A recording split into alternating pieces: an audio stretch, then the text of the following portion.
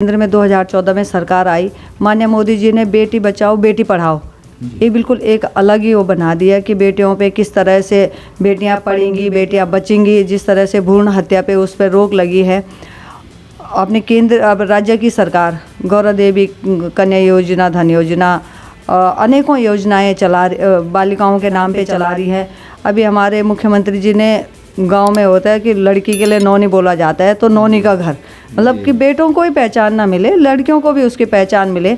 तो घर में जो पट्टिकाएं लगती हैं ये तो आप लोग स्वयं गुजिया बनाओ, स्टॉल मैं दूंगी आपको, स्थान मैं दूंगी। से जिस जमीन से उठ के मैं आई हूँ, बहुत सामान्य से वो हमारा पहाड़ों से चल के आई है। तो महिला जब एक शहर की, ऋषिकेश जैसे शहर की प्रथम नागरिक बन सकती है तो उसमें काफ़ी अच्छा आत्मविश्वास महिलाओं में जागता है। जब तक हमारे अंदर आत्मविश्वास नहीं होगा तब तक हम कुछ नहीं कर सकते हैं। व्यक्ति के अंदर एक हुनर है, एक प्रतिभा है, लेकिन उसको पहचानना होगा हमको कि ऋषिकेश में क्या हुआ, इन 15 सालों में पीछे क्या हुआ कि कहीं पे कोई ज़मीन ऐसे छोड़ी नहीं। कहीं पे भी अगर जरा सा भी ज़मीन देखी, कहीं पे 50 गज 25 गज भी देखी तो उसको कब्जाने का ही काम करा और उसको खुर्द-बुर्द करने का ही काम किया गया। लेकिन ये नहीं सोचा गया कभी भी कि इसको सार्वजनिक करके किसी के हित के लिए कर दें। तो सबसे बड़ी परेशानी जो आ रही है वो जगह की आ रही है। कहीं पे ऐसी जगह ना, पुरुष भी और महिलाएं भी बराबर हैं। यदि यही बात मैं करती हूँ कि हम कहीं पे भी पुरुषों से कम नहीं हैं, तो मुझे वो साबित करके क्षेत्र में भी दिखाना पड़ेगा और राजनीति मतलब फील्ड में भी दिखाना पड़ेगा, चुनाव में भी दिखाना पड़ेगा। नमस्कार, आपका आंवला डिजिटल मीडिया में स्वागत है। आज महिला सशक्तिकरण दिवस है, अंतर्राष्ट्रीय महिला सशक्तिकरण दिवस है। और हमारे ऋषिकेश नगर में जो महिला सशक्तिकरण पे अगर बात की जाए तो सीधे सीधे नाम होता है हमारी महिला नगर निगम की जो प्रथम महिला है हमारी महापौर मैडम। सर्वप्रथम तो मैं आपके चैनल के माध्यम से अंतर्राष्ट्रीय महिला दिवस की सभी बहनों को बहुत बहुत बधाई, हार्दिक शुभकामनाएं प्रेषित करती हूं। तो यहाँ पे तो उत्तराखंड में महिलाओं का बहुत बड़ा योगदान रहा है। उत्तराखंड पृथक राज्य महिलाओं की बहुत बड़ी देन है। तो महिलाओं के आंदोलन से जो है उत्तराखंड राज्य का उदय हुआ, ये कहना चाहते हैं आप? बिल्कुल बिल्कुल, उनके आंदोलन से। और उसमें सबसे बड़ी बात कि महिलाओं ने अपना घर भी देखा, बच्चे भी देखे, उसके बाद आंदोलन उत्तराखंड पृथक राज्य आंदोलन की लड़ाई भी लड़ी। अनेकों ऐसी योजनाएं हैं जिन योजनाओं पे कि ऋण भी महिलाओं को आसानी से मिल सकता है और उसमें काफ़ी छूट भी मिलती है। तो उस योजना का लाभ महिलाओं को तभी मिलेगा जब वो कहीं पे खातेदारी में सहभागीदारी होगी उनकी। तो बहुत बड़ी योजना है, बहुत बड़ा सम्मान का विषय है। और हमारे यहाँ नगर निगम की जहाँ तक बात है तो यहाँ पे भी मैं लगातार यहाँ पे अपने 16 महिला स्वयं सहायता समूह हैं जिनका रजिस्ट्रेशन की नगर निगम में मैंने करवाया है। और 10-10 महिलाएं हमारी एक समूह में हैं, तो उनको 10-10 हज़ार का चेक दे के काम शुरू करवाना।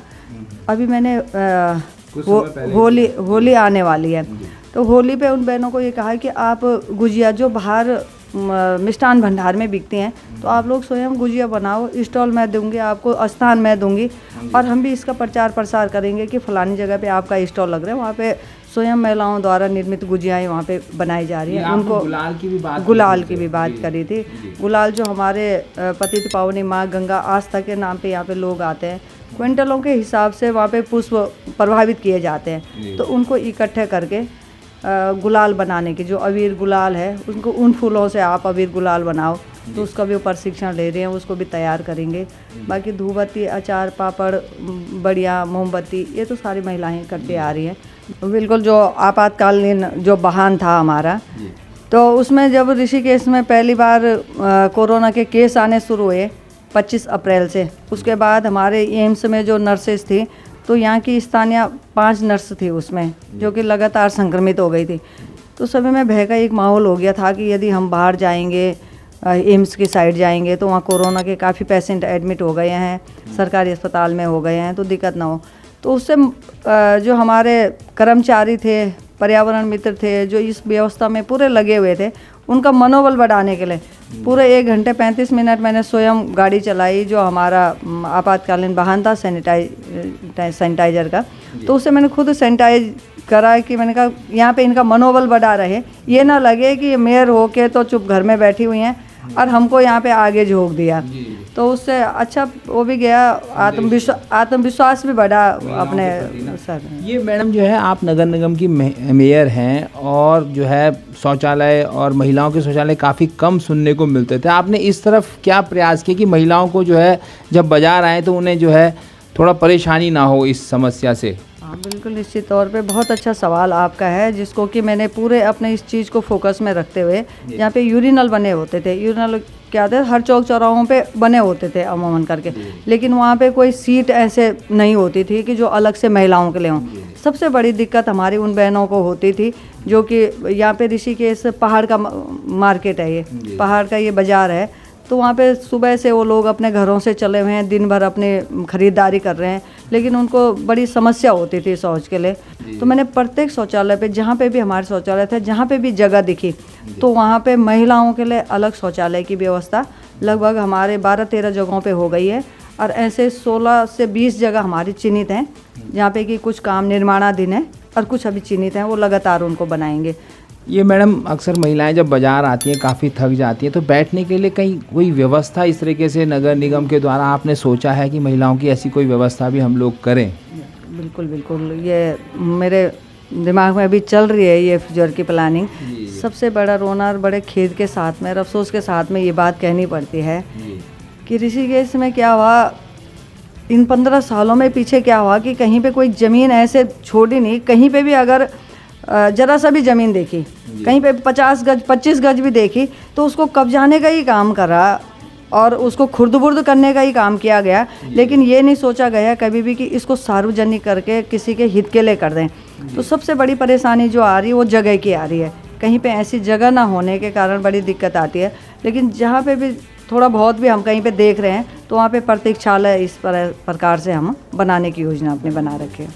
मैडम आपके वार्ड में ही कई महिला पार्षद भी हैं। कल ही हमें स्वच्छता को लेकर उनसे बातचीत हुई थी, तो उनका कहना है कि सफाई जो कर्मी हैं, जो सुपरवाइज़र हैं, उनकी बात नहीं सुन रहे। वो महिला पार्षद हैं, आप महिला मेयर हैं, इसके बारे में आपका क्या विचार है?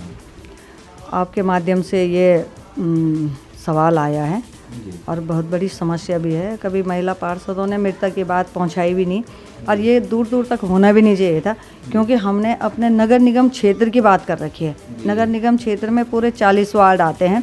अब 40 वार्डों के अंदर हमारी महिला पार्षद भी हैं, तो ये वाली बात तो आनी नहीं चाहिए। मुझे ये लगता है कि मैं उन बहनों के साथ भी बैठूंगी जहाँ पे ये बात आ रही है, तो कहीं ना कहीं उनका कॉन्फिडेंस लो है, या वो जनप्रतिनिधि हैं और जनता का प्रतिनिधित्व कर रही हैं। यदि एक पर्यावरण मित्र अगर उनके कहने से वहाँ पे सफाई स्वच्छता व्यवस्था दुरुस्त नहीं हो रही है, तो इस पे बैठ के बात करेंगे कि होना नहीं चाहिए ऐसे। हमारा पूरा शहर चमकना चाहिए, 40 के 40 वार्ड, यहाँ तक कि हम तो जो लगे हुए क्षेत्र हैं वहाँ तक भी हम लगातार सफाई व्यवस्था कर रहे हैं। ये मैडम एक बहुत बड़ा और गंभीर सवाल है कि निकायों में, पंचायतों में तो सरकार ने रिजर्वेशन कर दिया है, लेकिन विधानसभा में और सांसद में जो हमारी सरकारें बहुत पीछे रही हैं। हमारे मोदी जी बोलते हैं, लेकिन कहीं ना कहीं आरक्षण महिलाओं को नहीं मिला है। मुख्यमंत्री जी ने भी जो है इस तरीके का कोई आरक्षण अभी तक घोषित नहीं किया है। आपकी तरफ से क्या संदेश है? मैं सबसे पहले तो यही कहूँगी कि आरक्षण ऐसे उसमें तो होना ही नहीं चाहिए। आरक्षण का क्या है, वैसे हमारे 33% आरक्षण की हमारी पार्टी में व्यवस्था है और उसमें लगातार प्रयास भी होता है। अच्छा सम्मान भी देती है पार्टी, महिलाओं को काफ़ी सम्मान देती है।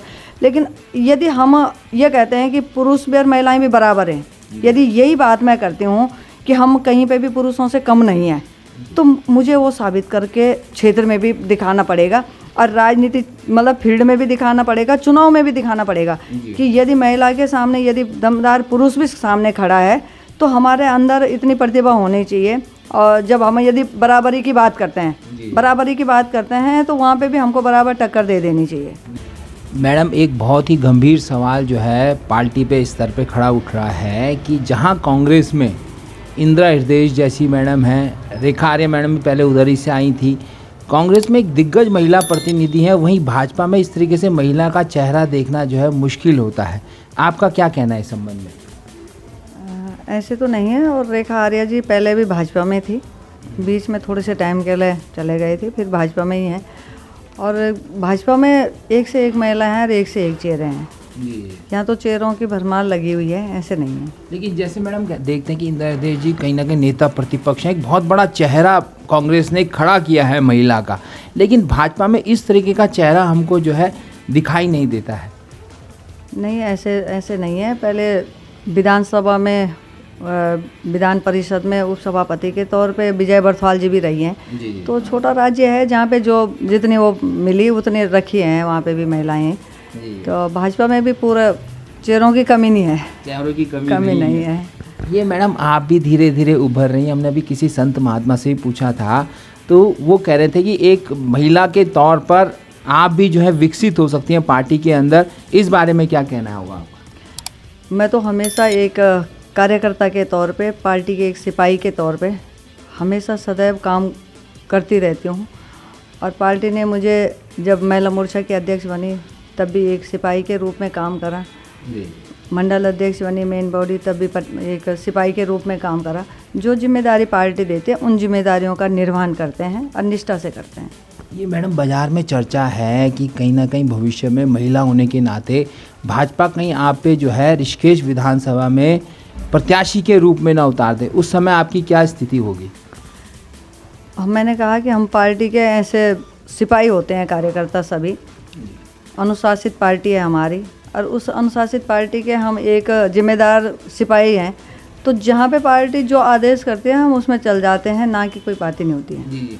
ये मैडम बहुत समय से नगर निकाय में ही जो है कूड़ा डंपिंग की जो है बहुत समस्या थी, उसका समाधान भी आप ही के द्वारा हुआ है।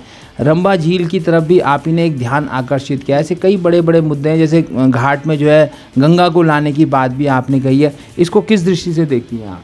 वास्तव में ये जो ट्रेचिंग ग्राउंड है गोविंद नगर का, यहाँ पे ये 35-40 सालों से जो कूड़े का पहाड़ यहाँ पे खड़ा हो गया था, बहुत बड़ी समस्या थी। एक तो शहर के बीचों बीच, फिर बिल्कुल प्रवेश द्वार पे वो ट्रेचिंग ग्राउंड था।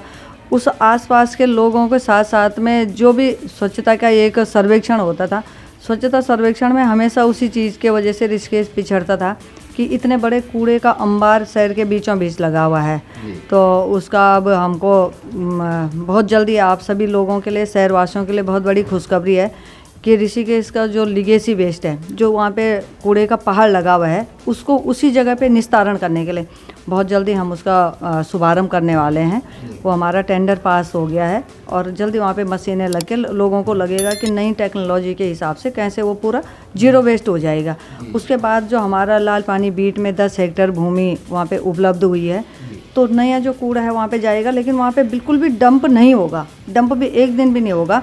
और मुझे लगता है कि वहाँ पे हमारा 5-10 किलो कचरा भी नहीं दिखेगा। उसको नई टेक्नोलॉजी के हिसाब से अलग अलग प्रकार की 3 मशीनें लगेंगी वहाँ पे, जहाँ पे प्लास्टिक अलग होगा, गीला कूड़ा अलग होगा, कांच अलग होगा। तो उसी जगह पे उसका निस्तारण हो जाएगा। गंगा की जलधारा को त्रिवेणी घाट पे लाने के लिए ये बहुत बड़ी मतलब आवश्यकता है यहाँ पर कि जो भी हमारे श्रद्धालु माँ गंगा के निमित्त पे वहाँ पे जाते हैं, तो गंगा का जल स्तर कम होने के कारण गंगा नदी घाट से काफ़ी दूर चल जाती है। चेक डैम के माध्यम से हरिद्वार हर की पैड़ी के तर्ज पर गंगा का 12 महीना गंगा की जलधारा घाट से बहे, वो उस पर हम लगातार काम कर रहे हैं और उसकी DPR बन भी गई है, बहुत जल्दी हो जाएगा। एक महिला घाट की मेरी योजना है वहाँ पे कि अभी इसी कुंभ के दौरान वहाँ पे मैं चल रही है बातचीत, तो वहाँ पे एक महिला घाट भी, महिलाओं की सुरक्षा की दृष्टि से भी एक महिला घाट वहाँ पे अलग से बनवाएंगे। रंभा नदी पर, रंभा नदी का कि बिल्कुल अब आपको बहुत जल्दी, इसकी भी बहुत जल्दी खुशखबरी मिलने वाली है। रंभा नदी का भी वहाँ पे जो संजय झील के नाम से पहले वो प्रस्तावित होता, तो रंभा नदी भी हमारी बहुत जल्दी अस्तित्व में आने वाली है। और जो हमारा एंट्रेंस है वो पहाड़, वहाँ पे जो जितने भी लोग आते हैं, तो अपने नगर निगम का वहाँ पे द्वार है हमारा, वो वहाँ पे बहुत एक सुंदर पर्यटक स्थल हम उसको बनाएंगे।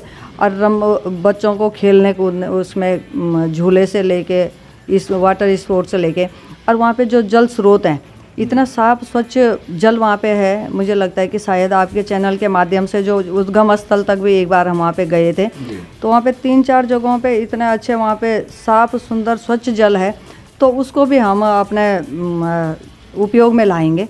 रंभा नदी का मेरा जनता से वादा है और मेरे घोषणा पत्र में भी है, अपने इस कार्यकाल में मैं रंभा झील वहाँ पे पूरा विकसित करूँगी। ये मेरा आपके चैनल से भी वादा है। जी।